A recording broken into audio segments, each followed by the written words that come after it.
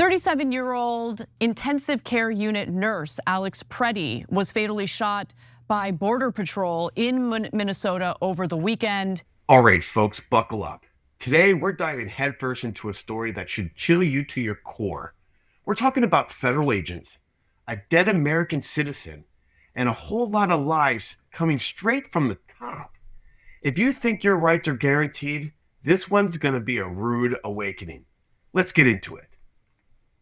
Now, oftentimes when we talk about ICE or Border Patrol related violence, people just kind of fall back on identifying the agents as ICE agents. In this case, my understanding is we're talking about Border Patrol agents, but the mission is similar, as we all know.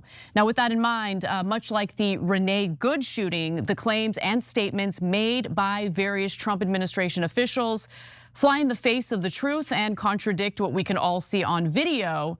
Before we get to the details, Cenk, is this the new normal where American citizens get gunned down by federal agents and then the federal government lies about the innocent American citizen who got shot and killed?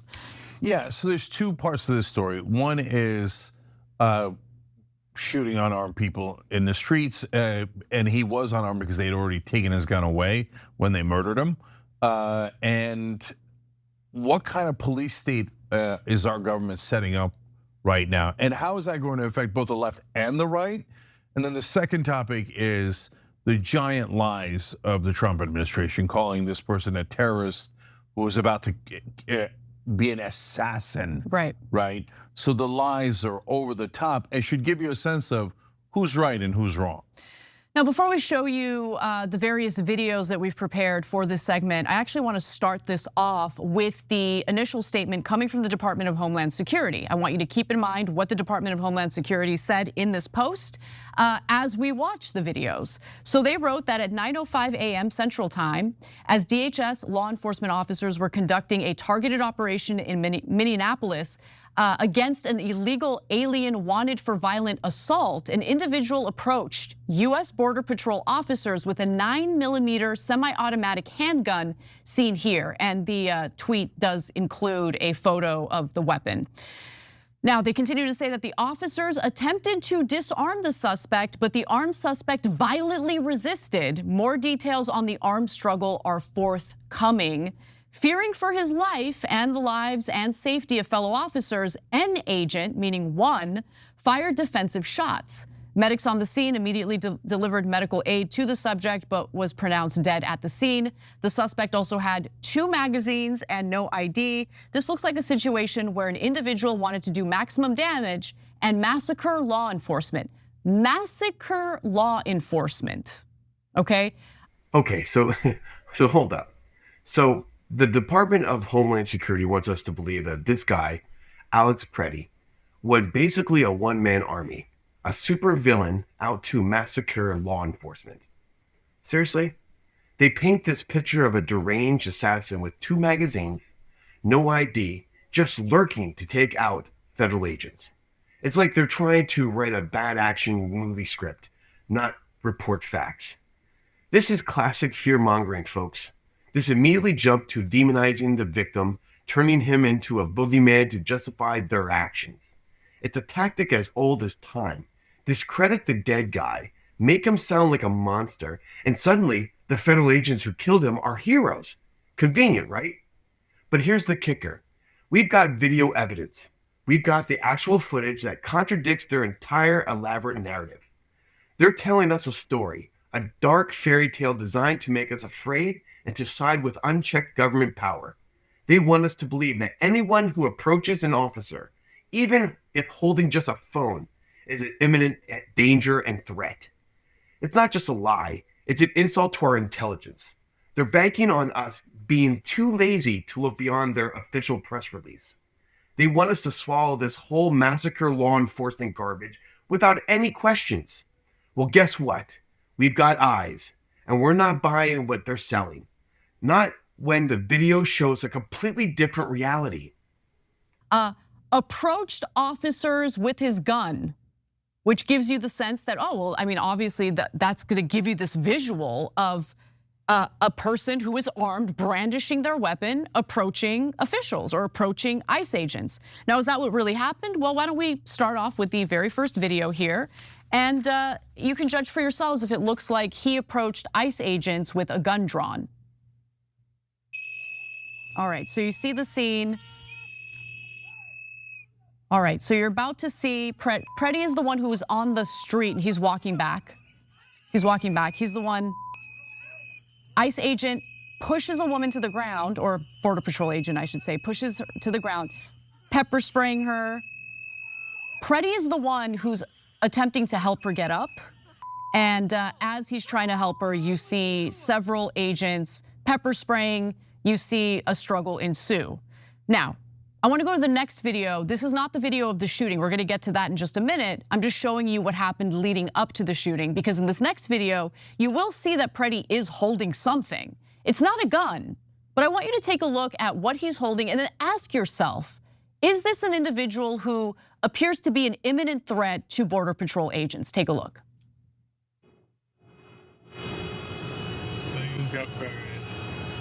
All right, Preti's there on the street. Oh, that's a Border Patrol agent walking up to him. Yeah, I'm rolling your windows. Okay, so the driver's driving by. Preti has the hat. What is he holding? Go around. Okay. So that's a cell phone. That's a cell phone. He's not holding a gun. Okay. So, and you also see he's the one backing up as the Border Patrol agents are approaching him as he is holding his phone to record because he was an observer. Okay, one more video. Let's go to the video of the shooting. So I want to warn you, this is where the shooting happens. Pay close attention to the physical altercation and the bullets that are fired.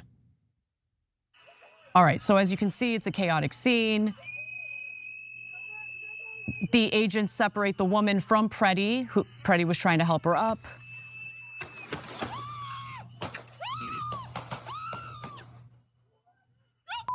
You just do? What the you just do? What the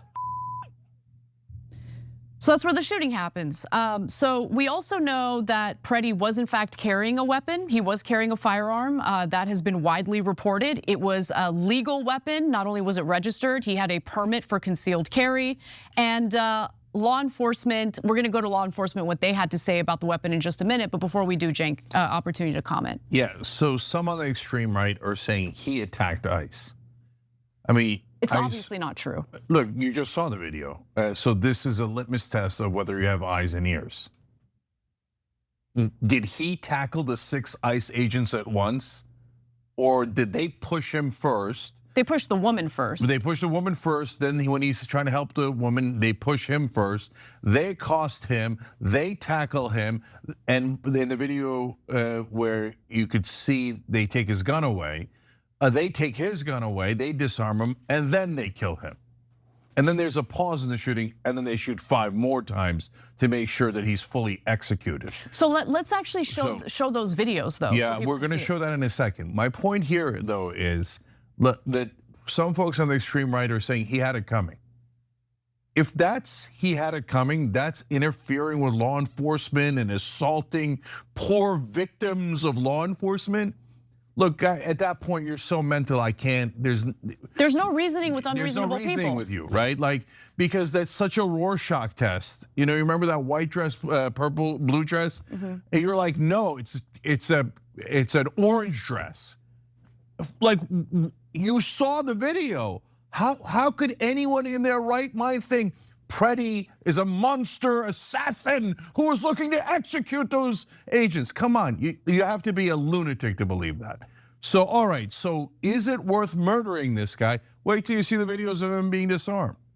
So I want to first start off with local law enforcement, which gave a press conference soon after the shooting occurred and answered questions about Preti's possession of a firearm. Let's take a quick look at that. I think the video speaks for itself. What I can tell you is we have identified this person, 37-year-old white male, resident of the city. The only interaction that we are aware of with law enforcement has been for traffic tickets, and we believe he is a lawful gun owner with a permit to carry. lawful gun owner with a permit to carry. He did nothing wrong. Listen, you either support gun rights or you don't. You are either in favor of concealed carry with a permit or you don't support it. But you can't on one hand argue that you're like a defender of the Second Amendment and then provide cover for federal agents gunning down Americans simply because they were in possession of a legal firearm that they never even brandished, okay? Now, what's even more damning, Jake, is the fact that he was disarmed prior to the shots being fired, prior to him being killed. Before we go to the disarming, you also can't be in favor of Kyle Rittenhouse going to a protest with a weapon, brandishing it and using it and killing people, but this guy can't show up with a gun that he never brandished or took out to a protest. Make up your minds. You can't have both. It's totally impossible. All right, this is where the hypocrisy reaches nuclear levels. We're talking about Alex Preti, a lawful gun owner with a concealed carry permit who never ever brandished his weapon. And what do we hear from the right-wing echo chamber? He had it coming, or he was interfering. Excuse me? So let me get this straight. Kyle Rittenhouse can show up to a protest with an AR-15, brandish it, and shoot people, and he's a hero? A defender of liberty?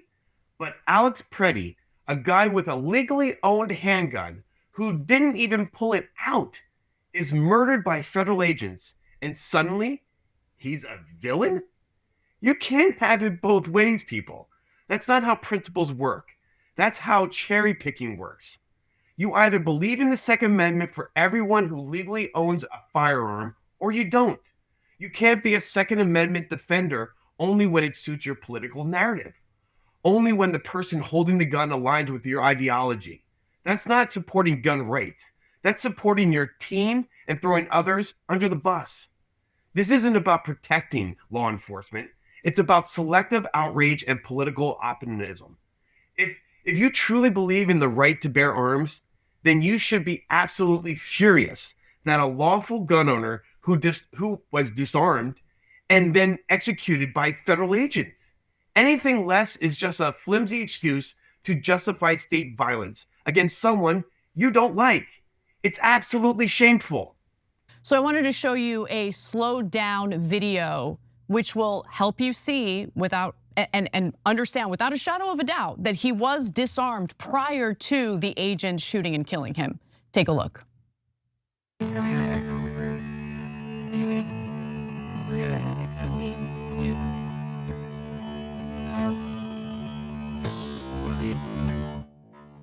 On the left-hand side, the agent that's walking away has Preti's weapon already before the shooting. And now you see the agent take out the gun on the left-hand side and start shooting him. And then, of course, you've got the first round of shots. They pause. They're like, wait, we're not sure we murdered him yet.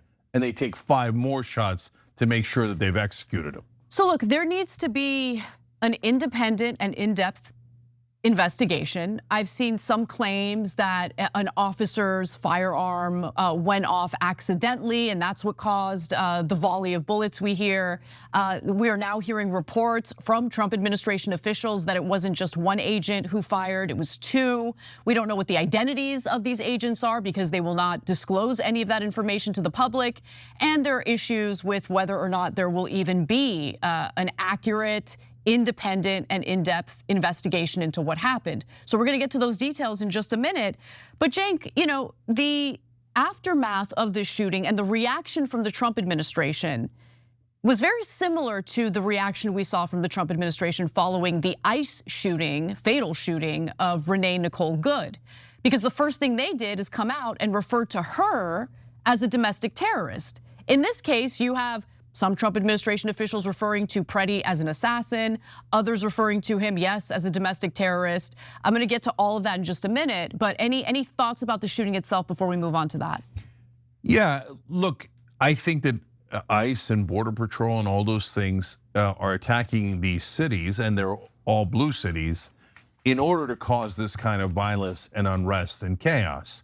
Why? They want us at each other's throats. Yes. And so now the extreme right is back to kill him, kill him, kill him, right?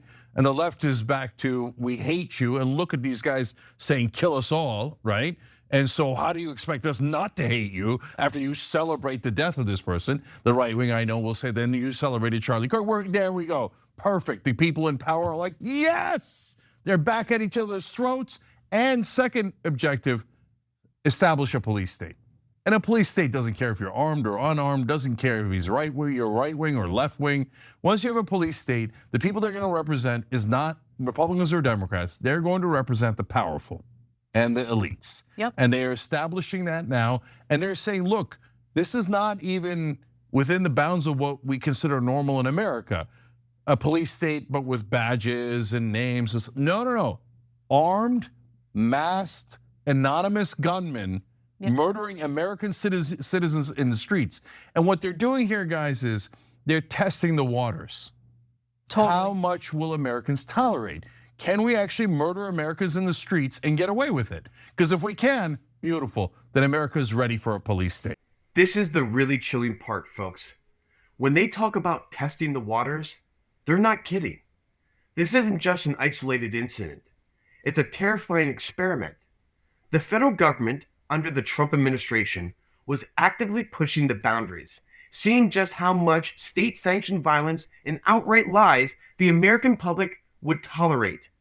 They want to see if they could get away with murder on the streets of actual US citizens, concoct ridiculous stories to cover it up, and get away completely scot-free. If we just shrug our shoulders and move on, then they know they can do it again and again and again. This is how a police state isn't just established overnight with a grand declaration. It's built brick by brick through normalizing abuses of power and the public silence complicity. Think about it. Masked anonymous federal agents operating in our cities, killing Americans and then lying about it. That's not law enforcement, folks. That's tyranny. That's a government that believes it's above the law, above accountability, and certainly above the rights of its own citizens. It doesn't matter if you're right wing or left wing. Once they establish this kind of power, no one, absolutely no one, is safe. This goes beyond immigration, beyond politics. This is about whether we live in a society where the government can literally get away with murder. If we allow this to be normalized, if we don't push back with every fiber of our being, then we are truly lost. They're not just testing the waters, folks. They're drowning our own democracy.